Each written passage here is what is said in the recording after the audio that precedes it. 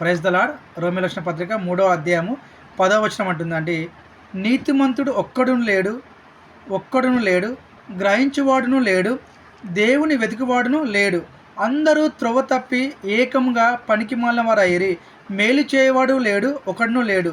So ఈ సొసైటీలో, సమాజంలో నిజంగా దేవుడు ఉన్నాడా, దేవుడు ఉంటే మా బ్రతుకులు ఇలా ఎందుకు అవుతాయని ఆలోచిస్తున్నారు. కానీ దానికి ముందు మనం చేసినటువంటి పనుల బట్టే మన జీవితాలు ఇలా అయ్యాయని ఎందుకు గ్రహించట్లేదండి?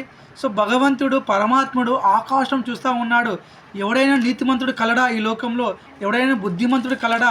ఎవడైనా మేలు చేయవాడు కలడా? అంటే అందరూ అన్యాయం చేస్తూనే ఉన్నారండి. ఇతరులకు మేలు చేయట్లేదు. మేలు చేయలేమంటే ఏంటంటే సత్యం పలకట్లేదండి. సో ఉన్నది ఉన్నట్టు చెప్పట్లేదండి. అబద్ధాలు చెప్తా ఉన్నారండి, మోసం చేస్తూ ఉన్నారండి. తర్వాత అన్నిటి పరంగా కూడా ఏంటంటే ఒక్కడు నీతిమంతుడు లేడు, బుద్ధిమంతుడు లేడు, అందరు తోవ తప్పి ఆ గొర్రెల వలె దారి తప్పిపోతూ ఉన్నారు. కానీ దేవుడు అంత హృదయంలో పశ్చాత్తాపడుతూ ఉన్నాడు. నా ప్రజలు ఎందుకు దారి తప్పుతూ ఉన్నారు? ఎవరి హృదయమైన దేవుడు కలడా అని వెతుకుతున్నారా అని దేవుడు ఆలోచిస్తూ ఉన్నాడు. కాబట్టి కొంతమంది మాత్రమే దేవుని భయం యందు, భక్తి యందు ఈ లోకంలో జీవిస్తూ ఉన్నారు. కాబట్టి యెహోవా దేవుడు కల ప్రజలు ధన్యులు. ఆమేన్.